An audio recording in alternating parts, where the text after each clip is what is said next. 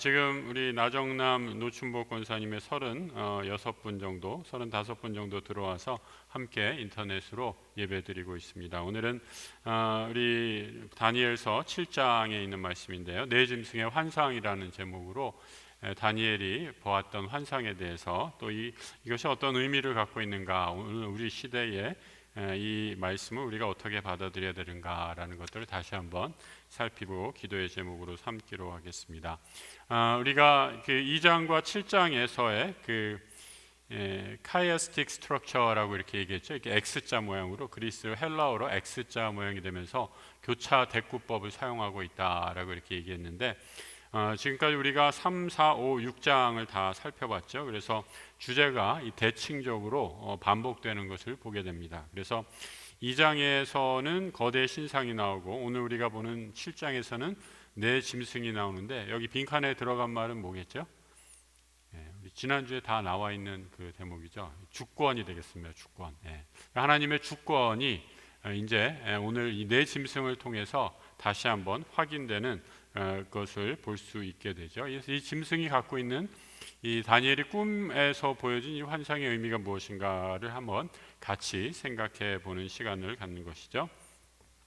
1장을 보면 이렇게 다니엘의 꿈이 시작을 하고 있어요. 바벨론 벨사살 왕 원년에, 그러니까 우리 이 다니엘 7장을 이렇게 쭉 읽어보면 이 다니엘서가 이게 시간의 순서대로 기록된 것이 아니라 이게 시간이 왔다 갔다 하면서 기록이 된 것을 보게 돼요. 그러니까 다니엘서 5장을 보면은 이제 다니엘이 그 마지막 이 벨사살 왕이 바벨론의 마지막 왕이거든요. 그 다음에 다리오 왕이 집권했다라는 부분이 나오는데, 다시 거슬러 올라가서 이 벨사살 왕 원년이다라고 이렇게 얘기하고 있는 것을 보면, 다니엘이 이 다니엘서를 기록할 때 성경의 저자가 이 시간의 순서대로 기록한 것이 아니라 어떤 신학적인 목적을 가지고 이 책을 기록했다라는 것을 알 수 있습니다.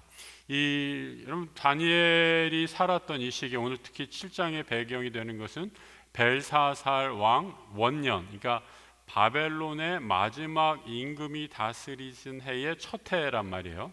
그러니까 어떻게 보면 이제 제국이 막 무너지기 시작하는 때거든요. 그러니까 얼마나 이 나라가 혼란스러웠겠나. 여러분, 이 망하는 나라들은 징조가 보이잖아요. 우리 연세 드신 분들은 우리나라가 망하는 걸 경험해 보셨잖아요, 그죠? 일제 시대한테 뺏기고, 그죠? 그 나라가 멸망하게 되면 그 나라의 징조들이 생기는 거죠. 멸망하는 나라들의 징조들이 보이게 되는데, 아마도 이 바벨론 벨사살 왕의 마지막 시기가 그런 혼란스러운 시기였다라는 것을 우리가 미루어 짐작해 볼 수 있을 것 같아요. 그리고 이렇게 혼란스러운 시기에 다니엘은 또 어떤 사람이었어요? 유다에서 잡혀온 포로 중에 한 명이었어요. 비록 그는 지금 총리라는 직책, 높은 바벨론의 고위 관직을 맡고 있지만, 제국이 넘어가고 나라의 임금이 바뀌면 그의 이 목숨이 어떻게 될지도 알지 못하는 상황이죠. 그리고 우리가 지난번에 살펴보았던 것처럼 다니엘은 늘 그의 고국 또 유대인들을 위해서 기도하고 있는데, 같이 사로잡혀온 이미 멸망한 유다 민족은 어떻게 될 것인가, 하나님의 백성은 어떻게 될 것인가 라는 것이고, 굉장히 여러 가지 걱정이 많은 그런 시대를 살고 있었을 것이다, 우리가 쉽게 유추해 볼 수 있습니다. 이런 상황 가운데서 하나님이 다니엘의 그때의 계시, 환상을 보여주신다라는 겁니다.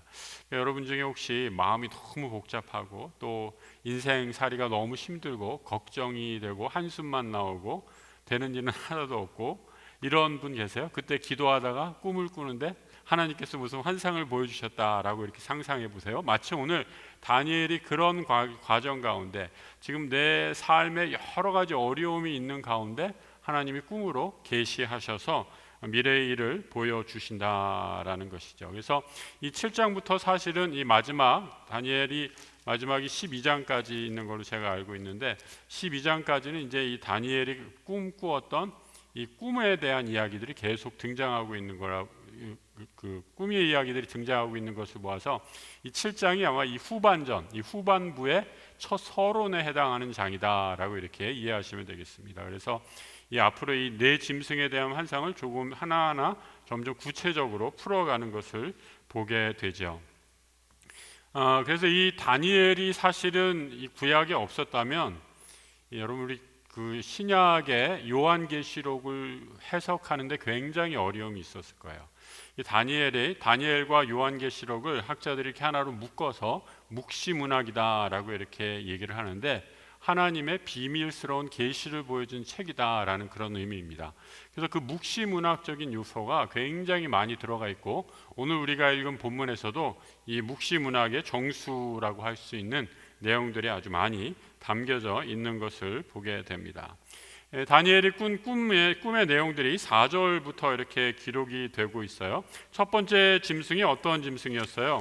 그 3번에 제가 간단하게 정리를 해놨는데요. 이게 성경 구절을 다 쓰고 싶은데 이걸 다 쓰니까 이 사진은 조금만 이따 보여주시고요.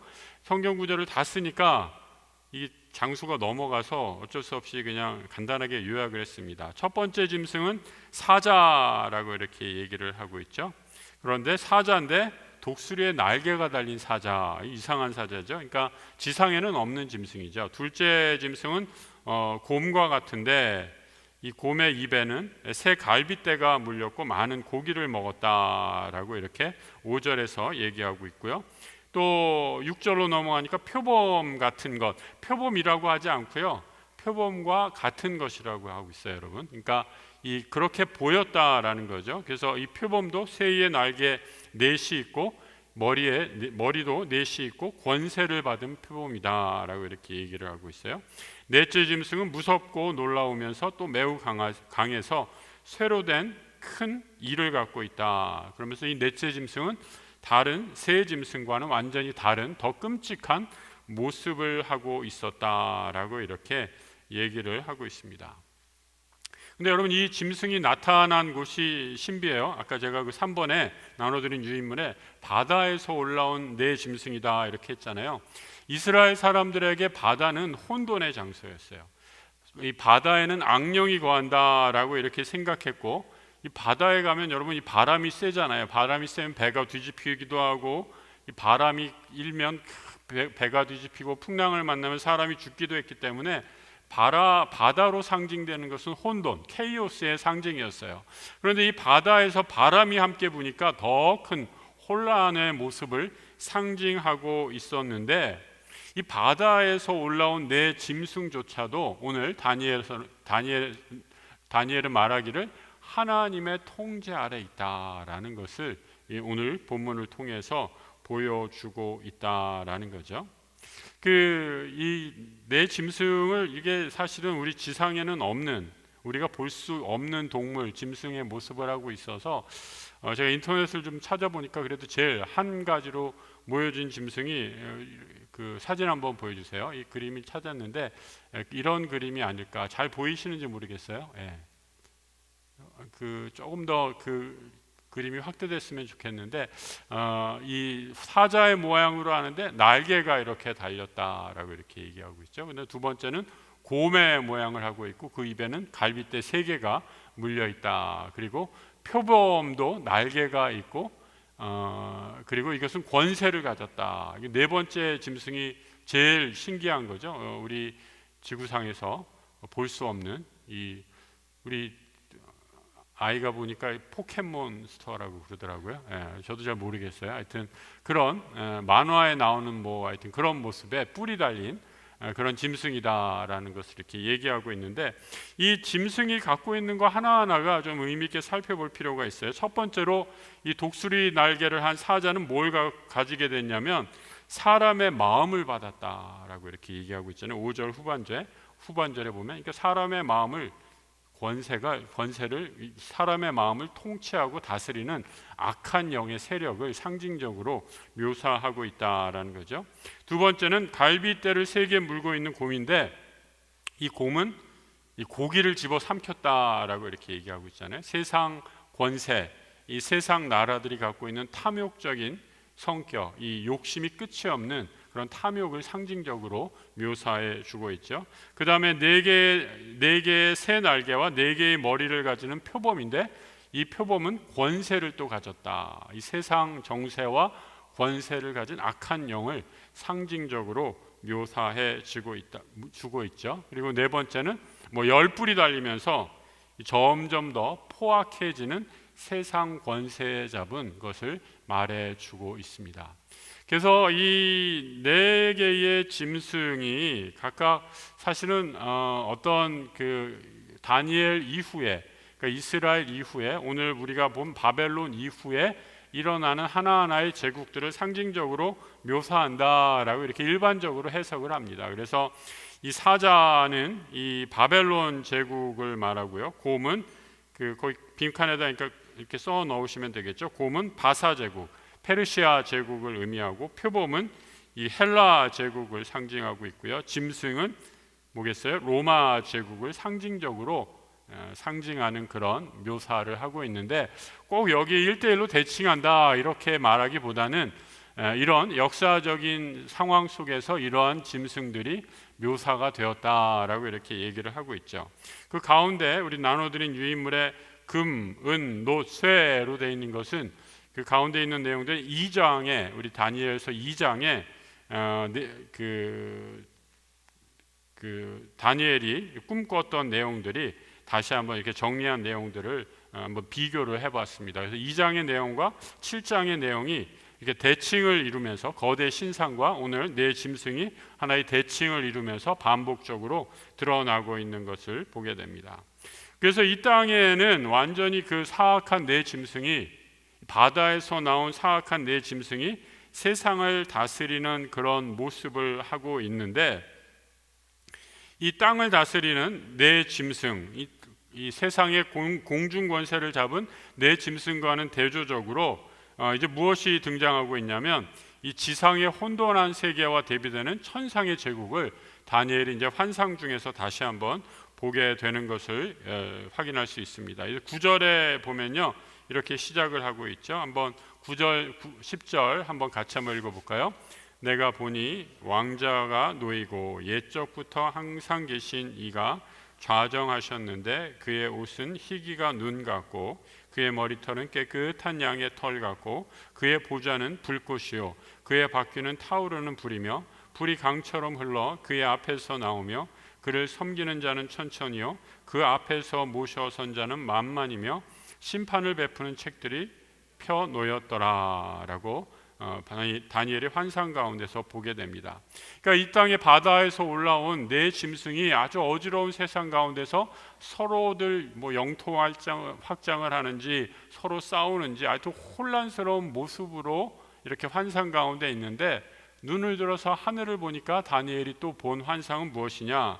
하늘에 인자 같은 이가 계셔서 하늘에 옛적부터 항상 계신 이를 보게 된다. 왕자에 놓이신 옛적부터 계신 이다. 영어로 보니까 이 Ancient of Days라고 이런 표현을 했어요. 이것은 이제 구약에서 하나님, 여호와 하나님을 묘사하는 관용적인 표현이에요. 그러니까 하나님이 왕좌에 앉아 계신 모습을 다니엘이 환상 가운데서 보았다. 그래서 하나님이 지혜와 권위를 상징하면서 이 하나님이 어떤 옷을 입고 계시는가? 하얀 옷과 하얀 머리털, 이 흰색은 빛나는 순결함을 상징적으로 묘사하고 있죠. 이 환상 속에서 본 거예요. 그러니까 나중에 목사님, 제가 꿈에서 본 하나님의 모습과는 다른데요. 이렇게 해서 따지실 필요는 없고, 하나님의 우리들에게 보여주시는 하나님의 모습이 한 가지로 규정될 수 없잖아요. 하나님이 여러 가지 모습으로 등장하시는데, 이 다니엘의 환상 가운데서는 특별히 순결한 하나님의 모습을, 어지러운 세상 가운데 죄 없으신 순전하신 하나님의 모습을 다니엘이 보게 되었다라는 거죠. 그리고 보좌에 불꽃이 일어나는 모습을 보게 되죠. 이것은, 이 불이라는 것은 하나님의 임재를 상징하는 거죠. 하나님이 여기에 우리와 함께 하신다라는 것이고, 섬기는 자가 천천, 또 그 앞에 선자가 만만이다라는 거예요. 하나님의 권세, 하나님의 천군 천사들이 하나님 앞에 늘 대기하고 있어서, 무슨 의미예요? 하나님이 말씀만 하시면 그 모든 하나님의 명령을 5분 대기조처럼 즉각 실행하시는 하나님의 권세와 권능을 표현하고 있다라는 겁니다. 그리고 마지막에 다니엘이 그 앞에 놓여진 책을 보는데 이는 심판의 책이다라고 이렇게 말씀하고 있죠. 이 책에 대해서 한번 제가 찾아보니까 또 관주에 이 계시록 20장에는 생명책이 있죠. 이 생명책과 같은 의미의 책이다라고 생각할 수 있을 것 같아요. 이 생명책에는 기록되지 못한 자는 불못에 던지게 되는 그런 심판을 받게 되는데, 오늘 다니엘에서는 이게 심판에 관한 책으로 심판을 베푸는 책이다, 이것이 바로 생명책이다라는 것을 요한계시록을 통해서 다시 한번 확인할 수 있는 내용입니다. 그리고 이 11절로 넘어가면 또 이 뿔에 관한 환상이 나오게 되는데요. 이 뿔이 뭐라고 얘기하고 있는가, 이렇게 뿔에 관한 내용들이 11절부터 나오고 있는데, 이 뿔이 말을 하죠. 내가 작은 뿔이 말하는 큰 목소리로 말미암아 주목하였다라고 이렇게 얘기하면서 짐승이 죽임을 당하고 그의 시체가 상한 바 되어 타오르는 불에 던져졌다. 그리고 남은 짐승들은 그의 권세를 빼앗겼으나 그 생명은 보존되어 정한 시기가 이르기를 기다리게 되었다라고 이렇게 말하면서 이 전쟁과 같은, 우리 신약에서는, 요한계시록에서는 아마겟돈이라는 그런 전쟁의 모습으로 표현이 되지만, 여기서 이제 항상 옛적부터 계신 이에게 짐승이 패배당하는 것을 우리가 보게 됩니다. 그래서 이 짐승이 옛적부터 계신 이에게 심판을 받고 패배하게 되지만 어떻게 됩니까?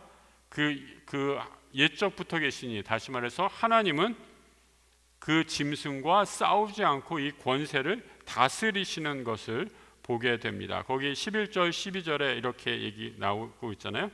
짐승이 죽임을 당하고 그의 시체는 상한 바 되어 타오르는 불에 던져졌으나 그 남은 짐승들은 권세를 빼앗겼으나 그 생명은, 그러니까 이 세상을 다스리는 이 짐승으로 표현된 악의 무리는 하나님으로부터 권세를 빼앗겼는데, 권세를 빼앗김에도 불구하고 정한 시기 동안은 우리가 이 짐승의 영향권 아래 있다라는 거죠. 그래서 그 짐승이 일을 하는 시기가 정한 시간 동안만이다라고 이렇게 얘기를 하고 있는 것을 보게 됩니다. 그리고 하나님에 대한 환상이 11절 12절에 이렇게 묘사가 됐다면 13절부터는 인자 같으니라고 해서 다니엘에서 나오는 이 유명한 인자 사상, 이 Son of Man, 사람의 아들이라고 이렇게 번역할 수 있는 말인데, 인자 사상이 등장하고, 이 인자는 바로 구약의 이 유대인들에게 있었던 메시아를 가르치는 말씀이죠. 그래서 이 인자는 나중에 이제 신약으로 오면서 예수 그리스도께서 내가 곧 인자다라고 이렇게 하늘로부터 내려온 인자다라고 말씀하실 때, 이 다니엘의 인자 신학이 여기서부터 예수 그리스도에게서 완전히 실현된 것을 우리가 보게 되는 거죠. 인자 같은 이가 하늘 구름을 타고 내려와서 그 앞으로 인도되매 그에게 권세와 영광과 나라를 주고 모든 백성과 나라들과 다른 언어를 말하는 자들이 그를 섬기게 되었다. 그의 권세는 소멸되지 아니하는 영원한 권세요 그의 나라는 멸망하지 않을 것이다 라고 하면서 메시아가, 인자이신 메시아가 등장해서 세상의 짐승의 통치를 끝내고 하늘의 통치, 또 하나님의 권세가 세상을 다스리는 것으로 온 피조 세계가 다시 회복되는 놀라운 환상을 다니엘이 증거해 주고 있다라는 거죠. 그래서 이 인자는, 예수님도 인자를 다시 한번 이 신약에서 그대로 다니엘에게서 나왔던 이 인자 사상을 그대로 받아서 사용하고 인용하시는 것을 보게 됩니다. 이 마가복음 14장에 있는 말씀인데요. 우리 한번 같이, 유인물 맨 아랫장에도 있습니다. 한번 같이 한번 볼까요? 읽어보겠습니다. 침묵하고 아무 대답도 아니하시거늘 대제사장이 다시 물어 이르되 내가 찬송받을 이의 아들 그리스도냐? 예수께서 이르시되 내가 그니라. 인자가 권능자의 우편에 앉은 것과 하늘 구름을 타고 오는 것을 너희가 보리라 하시니. 그러니까 예수님이 갑자기 뜬금없이 인자를 얘기하신 것이 아니라 이 인자 사상은 다니엘에게서부터 내려오는 메시아 사상, 이미 다니엘에게서 예언이 됐고 다니엘이 보았던 환상을 예수께서 실현하시고 증언하시고 구약의 예언이 성취되었음을 보여준 아주 위대한 그런 사건이다라는 것을 우리가 확인할 수 있는 거죠. 그래서 여러분, 우리가 구약을 읽을 때 구약은 재미없어, 구약은 딱딱해, 구약은 뭐 별로 안 읽어도 돼, 이런 차원이 아니라 구약은 신약의 그림자거든요. 그래서 구약에 있는 내용들이 어떻게 신약에서 이어지고 어떻게 신약에서 성취되는가라는 것을 확인하게 되면 우리가 신약과 구약을, 성경 전체를 훨씬 더 통전적으로 아주 큰 그림을 갖고 그 하나의 시각을 가지고 풍성하게 이해할 수 있는 그런 좋은 그 해석을 입장을 갖게 된다라는 거죠. 그래서 이 인자가 이 땅에 오실 때 아까 다니엘에서 말하는 것처럼 이 하나님의 영광이 다시 한번 회복이 되는데, 고린도전서에서 사도 바울도 이를 말하고 있죠. 그가 모든 원수를 그 발 아래에 둘 때까지 반드시 왕 노릇을 하시겠다. 그래서 인자는 왕으로 오시는 메시아 사상이다. 사도 바울도 이 인자 사상을 너무나 잘 알고 있었고 그의 서신서인 고린도전서에 아주 잘 인용하고 있고, 빌립보서에도 이 모든 영광이 하나님 앞에 아버지께, 메시아로 오시는 하나님 아들이신 예수 그리스도께 돌리는 그 인자 사상이 빌립보서에서도 등장하고 있는 것을 보게 됩니다. 그래서 여러분이 그 유인물에 나눠준 성경 구절을 한번 잘 읽으시면서 음미하시면 이 구약에 나오는 인자 사상이 이렇게 신약으로 그대로 연결이 되는구나라는 것을 확인할 수 있습니다. 그래서 이제 이 17절부터 15절부터 이제 다니엘이 이제 꿈을 봤어요. 꿈을 봤는데 이 꿈을 해석하지 못해서 다니엘이 굉장히 번민하고 근심했다라고 이렇게 얘기를 합니다. 그 앞서서 우리가 6장까지 내용들은 다니엘이 어떤 꿈을 꾸면 하나님의 천사가 나타나서 혹은 하나님의 음성이 나타나서 다니엘에게 혹은 지혜의 영이 부어져서 그 꿈을 바로바로 해석하고 하나님께서 그 꿈의 의미들을 해석해 주시는데, 이번 꿈은 좀 달랐어요. 이번에 꾼 본 환상은 하나님이 아무런 말씀을 안 하시니까 너무나 답답해서 다니엘이 심하게 번민했고 어려워하고 그 마음속에 이런 가슴앓이를 한 것이 15절 16절에 이렇게 나와 있는 것을 보게 됩니다. 그런데 이런 그 꿈에 대해서 해석을 하지 못하다가 이제 17절 이하부터 하나님의 음성이 들리면서 그 계시를, 하나님의 꿈을, 다니엘이 본 환상을, 이 꿈을 해석해 주는 이야기가 등장하는 것을 보게 되죠. 그래서 17절부터 내가 본 큰 짐승은 앞으로 일어날 내 왕이다라고 이렇게 얘기하면서, 이런 근거에서 아까 제가 얘기했듯이 이 다니엘이 꾼 꿈에 바벨론, 바사, 그 다음에 뭐였어요? 헬라 제국, 로마, 이런 네 제국들이 차례로 흥망성쇠를 거듭하는 것을 확인할 수 있게 되는 거죠. 그래서 네 개의 제국, 큰 나라들이 일어났다가 무너지는데 오직 하나님의 나라만은 영원하리라 라고 이렇게 얘기하면서 18절에 이렇게 얘기하고 있잖아요. 지극히 높으신 이의 성도들이 나라를 얻으리니 그 누림이 영원하고 영원하고 영원하리라. 하나님 나라, 성도들이 이룰 이 천성, 하늘나라는 결코 무너지지 않을 천성, 하나님의 나라다라는 거죠. 그래서 우리는 이 땅을 살면서 여러분, 우리 하늘나라 시민으로서 살아가는 거예요. 우리 지난주에 우리 조샘 선교사님 오셔서 빌립보서 강의해 주시면서 천국 시민에 대한 강의 그 말씀 잘 전해 주셨잖아요. 그런 것처럼 우리는 이 땅에 살지만 소속은 어디라고요? 하늘나라 소속을 살아가고 그 하늘나라 백성으로서 영원한 하나님 나라를 바라보며 살아가는 하나님 나라의 자녀들이다라는 것을 오늘 다니엘서에서도 확인해 주고 있습니다. 그러면서 이 꿈의 내용들을 하나하나씩 이렇게 설명해 주고 있어요. 여러 가지 나중에 이제 조금 더 구체적으로 다른 내용들도 나오고 이 8장 9장에 가면은 이제 다른 여러 가지 꿈의 내용들이 이제 번갈아 가면서 반복되기도 하고 다른 내용도 나오는데, 여기서는 이제 후반부에서 7장 후반부에서는 네 번째 짐승에 대한 해석이 등장하고 있는 것을 보게 됩니다. 넷째 짐승에 대해서 다니엘이 확실히 알고자 했어요. 왜 그러냐면 아까도 말씀드렸듯이 그 앞에 있는 세 가지 짐승은 그래도 어느 정도 지상에서 볼 수 있는 짐승의 모습이었거든요. 근데 네 번째 짐승은 저건 뭐지? 도무지 세상에서 보지 못했던 짐승이기 때문에 그 짐승의 모습에 대해서 의문을 가졌던 것 같아요. 그래서 19절에 보면 이렇게 얘기하고 있죠. 이에 내가 넷째 짐승에 관해서 확실히 알고자 하였다. 곧 그것은 모든 짐승과 달라서 심히 무서웠기 때문이다 라고 이렇게 얘기합니다. 그리고 20절로 넘어가면 그것의 머리에는 10뿔이 나왔다. 그리고 그 뿔 외에 3뿔이 다시 한번 또 삐쳐나와 있고 그 뿔에는 눈도 있고 말을 하는 입도 있다. 그 다른 것보다 훨씬 더 커 보였다라고 이렇게 말하고 있습니다. 그래서 이 10뿔은 무엇이냐라고 이렇게 얘기를 하는데, 24절에 보면 이렇게 얘기하고 있어요. 이 10뿔은 그 나라에서 일어난 10왕을 의미한다. 그리고 그 후에 하나가 일어나니 그는 먼저 있던 자들과 다르고 새 왕을 복종시킬 것이다 라고 이렇게 얘기하고 있어요.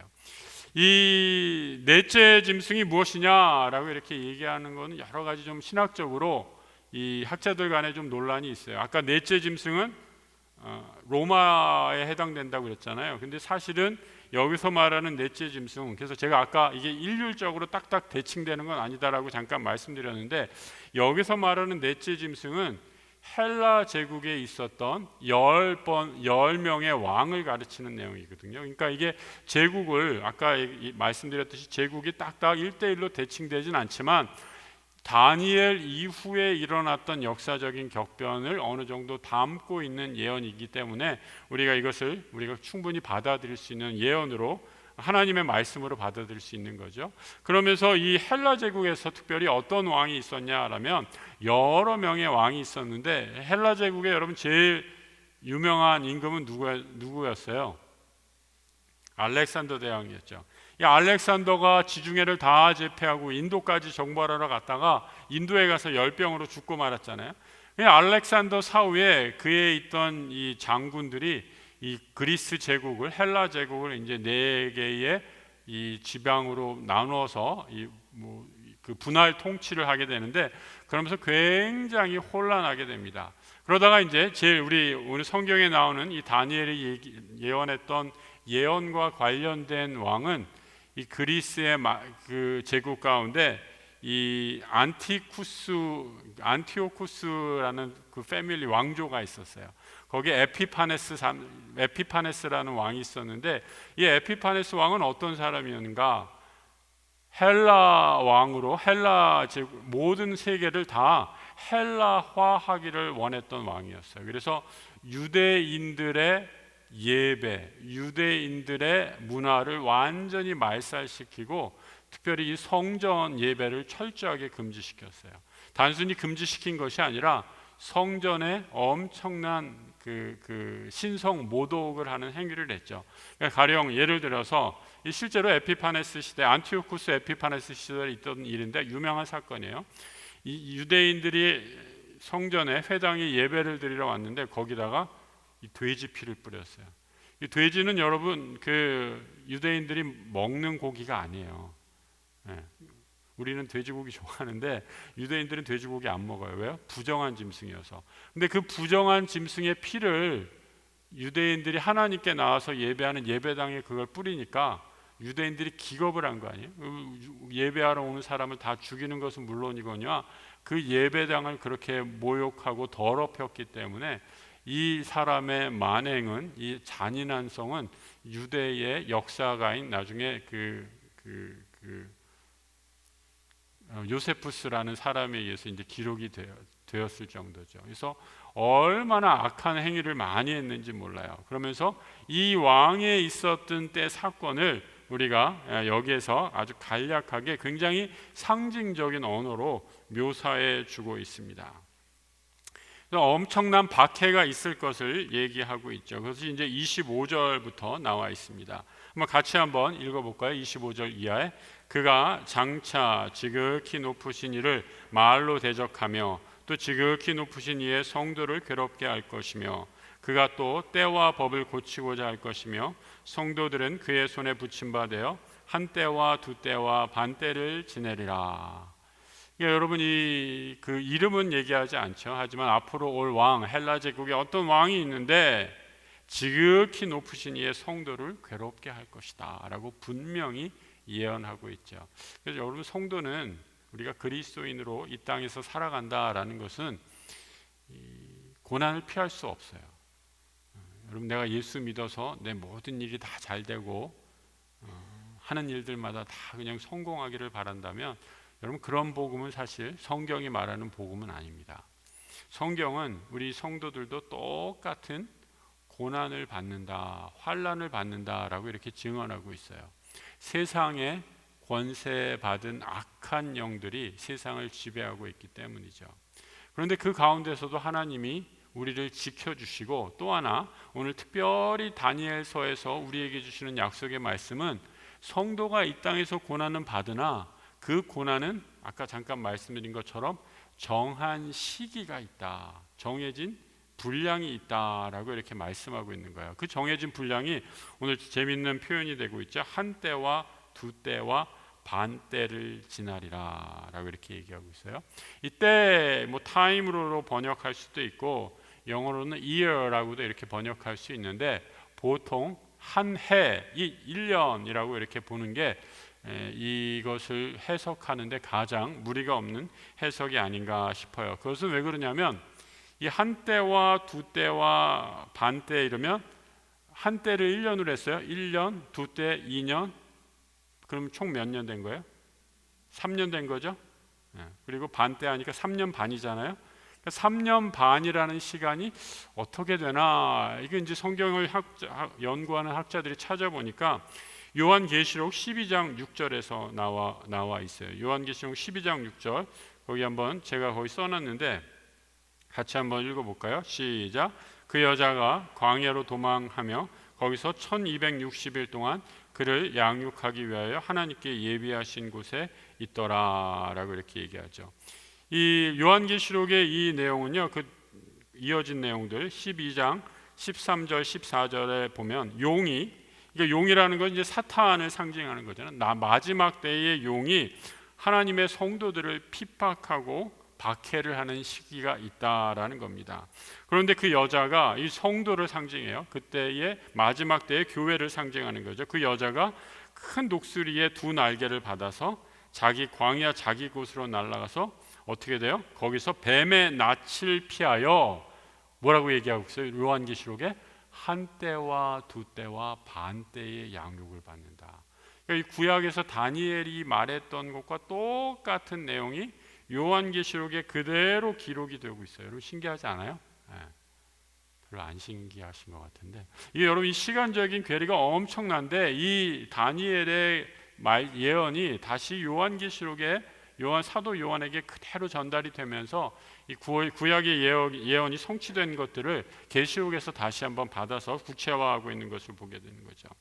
이 마지막에 박해의 시간이 있는데 그 박해의 시간이 하나님께서 함께 하시면서 그 시간이 정해져 있는데, 그 시간은 박해의 시간은 반드시 종식이 되고 하나님께서 구하신다라는 거예요. 1260일을 여러분 30으로 나누면 어떻게 돼요? 46개월, 그죠? 46개월이니까 꼭 3년 반. 어려우세요? 한 때와 두 때와 반 때가 되는 거죠, 그죠? 3년 반이라는 시간이, 그러니까 이게 꼭 여러분 그래 내 환난이 군대 3년 지나면 제대하듯이 내 환난이 꼭 3년이야, 이 숫자의 의미라기보다는 우리가 당하는 이 땅에서의 환난은 정한 기간이 있고 반드시 종식된다라는 거죠. 그래서 우리가 이 시기를 믿음으로 견뎌야 된다라면서, 그러면 우리가 이 고난의 시간에 그냥 이를 악물고 그냥 참기만 하면 되느냐? 성경은 그렇게 얘기하고 있잖아요. 요한계시록에서도 그렇게 얘기하고 있지 않죠. 계시록 아까 읽다가 말았는데 11장 2절로 3절에 이런 얘기가 있죠. 내가 나의 두 증인에게 권세를 주리니 그들이 굵은 베옷을 입고 어떻게 한다고요? 1260일을 예언하리라. 그러니까 여러분, 이 성도가 이 땅에서 하나님의 환난을 받는 그 순간조차도 성도는 하나님의 말씀을 전하고 하나님을 증거하는 삶을 살도록 부름받은 존재다라는 거죠. 우리가 우리의 삶의 형편이 어떠하든지 간에 그 하나님의 사명을 충실히 성실하게 감당할 때 이 3년 반, 한때, 두때, 반때의 시간은 반드시 종식이 되고, 우리 코로나가 끝난 것처럼, 아직 완전히 끝난 건 아니지만 하여튼 종식이 되는 것처럼 하나님께서 우리가 이 어려운 시기에도 끝까지 하나님의 말씀을 전하고 증거하고 복음에 합당한 삶을 살아갈 때 하나님이 영광 받으시고 우리 삶을 통해서 역사하신다라고 다니엘은 우리에게 증언해 주고 있는 것이죠. 그래서 이 모든 마지막 때의 말씀들인데, 거기 이제 이 작은 뿔, 아까 넷째 짐승에서 10뿔이 나오고 그 뿔에서 또 작은 3뿔이 나왔다라고 이렇게 얘기하는데, 그 뒷면에 나눠드린 유인물의 작은 뿔의 특징을 한 4가지 정도로 이렇게 정리를 할 수 있어요. 하나님을 대적하는 말을 하는 신성모독의 교만함이다라고 이렇게. 여러분, 세상은 교만해요. 그렇지 않아요? 하나님을 떠난 사람은 교만할 수밖에 없죠. 그리고 세상은, 하나님을 믿지 않는 사람, 이 세상은 하나님의 거룩한 사람을 억압하고 박해한다라는 거죠. 그리고 또 시대와 법을 바꾼다. 시대와 법을 바꾼다. 이 법과 도덕의 타락을 의미하죠. 힘이 있는 사람은 유전무죄, 무전유죄가 되는 세상처럼 법과 도덕이 타락한 세상이 이 세상에서 살아가는 권세 잡은 자들의 논리 아니겠어요? 그리고 성도들 간의 분쟁으로 스스로 자멸하기까지 싸우게 하는 것. 이 악한 영이 다스리는 데는 늘 분열과 갈등이 끊임없이 일어난다라는 거죠. 그것이 이제 오늘 10뿔, 이 작은 뿔, 이 행하는 사탄이 행하는 일들이죠. 그 일들의 모습을 이렇게 보여주고 있다라는 겁니다. 성도는 이런 세상 속에서도 하나님이 이 세상을 다스리고 주권적으로 통치하심을 믿고, 세상에 아무리 강한 권세 잡은 자라도 하나님이 다스리심 속에 있다라는 것을 믿음의 눈으로 바라보는 거죠. 그게 하늘에 계신 하나님의 보좌를 바라보고 인자 같으시니 예수 그리스도가 이 땅에 오심을 우리는 믿는 성도이기 때문에 세상에 주눅들거나 세상에 지는 것이 아니라 세상을 이기며 나아가는 믿음으로 나아간다라는 겁니다. 이 다니엘은 그 환상을 보게 됩니다. 마지막 26절 이하에 이렇게 기록이 되고 있죠. 같이 한번 읽어보겠습니다. 그러나 심판이 시작되면 그는 권세를 빼앗기고 완전히 멸망할 것이요 나라와 권세와 온 천하들의 위세가 지극히 높으신 이의 거룩한 백성에게 붙임 바 되리니 그의 나라는 영원한 나라이라. 모든 그를 섬기며 복종하리라. 나 다니엘은 중심에 번민하였으며 내 얼굴빛이 변하였으나 내가 이 일을 마음에 간직하였다라고 말씀하고 있습니다. 여러분, 얼마나 귀한 은혜의 말씀입니까? 세상의 모든 짐승, 그 짐승이 어떠한 짐승이든지 세상의 악한 권세 잡은 그 세상의 모든 악한 영 빼앗기게 되고 완전히 멸망할 것이다. 그리고 그 모든 권세가, 그 모든 권세의 위세가 지극히 높으신 이의 거룩한 백성에게 붙임받은. 그러니까 여러분, 이 세상 나라의 모든 권세가 우리 주님이 심판하는 날에 우리에게 양도가 된다라는 거예요. 왜냐? 우리를 거룩한 나라의 제사장으로 하나님께서 불러주셨기 때문에, 그러니까 성도의 특권이 이렇게 대단한 거예요. 우리 임직 선거가 있는데, 임직 선거에서 뭐 장로 되고 권사 되고 안수 집사 되는 것도 중요하지만 더 복되고 귀한 것이 뭐예요? 성도, 예수 그리스도의 하나님의 자녀가 됐다는 그 놀라운 은혜가 하나님이 주신 놀라운 은혜요 축복임을 고백하는 우리 성도들 되시기를 축복합니다. 여러분, 이 성도의 이름만큼 귀하고 복된 축복이 없다라는 거죠. 천사도 흠모할 만한 그런 하나님의 축복이라고 얘기하잖아요. 그 하나님의 권세를 이 성도에게 주시고 그 영원한 나라에서 우리가 하나님을 찬양하고 하나님께 영광을 돌릴 것을 말씀해 주고 있습니다. 그래서 오늘 우리 다니엘서를 통해서 우리에게 주신 환상 기억하면서 여러분, 우리가 한번 같이 기도했으면 좋겠습니다. 함께 기도하겠습니다. 하나님 아버지, 우리에게 믿음 허락하여 주시고 하나님의 때 하나님의 말씀 붙잡고 나아가는 은혜 허락하여 주옵소서. 세상의 많은 사람들, 아버지 하나님을 버리고 또 온갖 세상의 유혹과 물질에 쫓겨 살아가고 있는데, 아버지 하나님, 세상의 괴물들, 권세 잡은 짐승들에게 쫓겨 사는 것이 아니라, 그 우상을 숭배하고 사는 것이 아니라 하나님이 이 세상을 다스리시고 혼돈된 세상 속에서 인자가, 메시아가, 우리 하나님이 이 세상을 다스리시면 우리가 믿음으로 고백하게 하여 주옵소서. 내 삶의 주인이 주님이십니다. 주님, 내 삶의 주인이시고 우리의 가정의 주인이시고 우리 교회의 주인이시고 이 온 세상에, 이 온 우주에 우리 주님이 주인이십니다.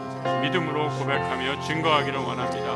아버지, 주님을 주인으로 모시는 삶을 통해 예수 그리스도가 증거되게 하여 주시고 하나님께서 우리와 함께 하심을 믿고, 아버지, 그 고난과 환난 가운데서도 하나님을 믿고 따라가는 참된 믿음의 증거자들 되게 하여 주옵소서. 지금은 우리 주 예수 그리스도의 은혜와 우리 하나님 아버지의 크고도 놀라우신 사랑하심과 성령님 우리 가운데 역사하시는 놀라운 주의 중보하심이 환난의 시대, 어두운 영이 다스리는 내 짐승의 통치 아래 살아가는 이 어두운 세상에서 우리를 하나님 나라의 거룩한 백성으로 불러주셨음을 믿고 환난과 고난 중에서도 복음을 증거하며 믿음으로 승리의 삶 살 것을 다짐하는 고개 숙인 모든 주의 백성들 위해 지금부터 영원토록 함께 하시기를 간절히 축원하옵나이다.